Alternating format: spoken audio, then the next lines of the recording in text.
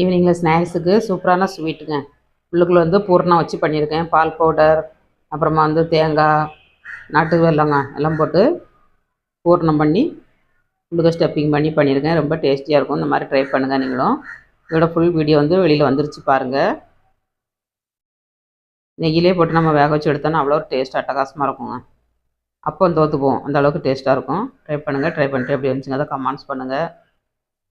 சூப்பராக இருக்கும் டேஸ்ட்டு. யாரெல்லாம் இது ட்ரை பண்ணியிருக்கேங்கிறதையும் கமெண்ட்ஸ் பண்ணுங்கள். ஸ்வீட் பொட்டேட்டோவில் இந்த மாதிரி பண்ணலாம். ரொம்ப நல்லா இருந்துச்சு டேஸ்ட் வந்து.